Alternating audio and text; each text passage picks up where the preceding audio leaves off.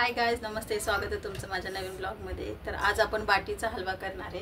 तर बघू शकता की बाटी आहे, मी त्याला बारीक कुस्करून घेतलंय आणि त्याच मापाने गुळ घेतलेला आहे. कढई तापत ठेवलेली. आता आपण याच्यामध्ये तूप टाकणार आहे. तर बघू शकता तूप आपलं चांगल्या प्रकारे गरम झाले. त्यामध्ये आपण आता बाटी टाकूयात आपली.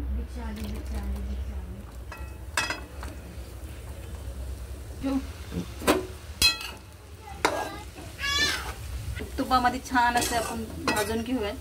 छान प्रकारे परतून घ्यायचं आपल्याला. तर आपली बाटी तुपामध्ये छान परतली आहे. आता ह्याच्यामध्ये आपण गूळ घालूया.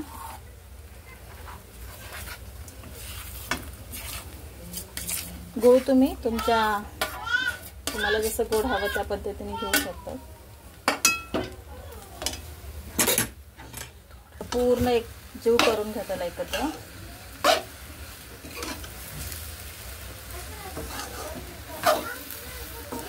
प्रकारे मिक्स झालाय तुम्ही बघू शकता. ह्याच्यामध्ये तुम्ही दूध पण थोडंसं घालू शकता किंवा पाणी थोडंसं.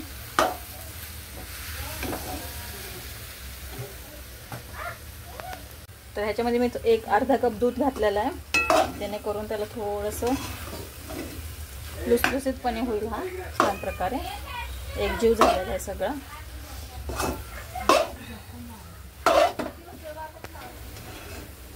दूध टाकल्यावरती ह्याच्यामध्ये 5-10 मिनिटं तुम्ही ह्याला छान वाफवू द्या.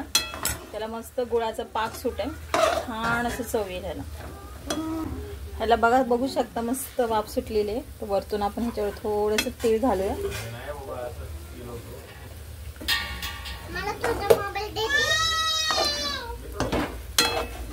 तीळ पण ह्याच्यामध्ये टाकलेले आहेत. तर आपण हे सर्व करू शकतात. गॅसची फ्लेम ऑफ करू.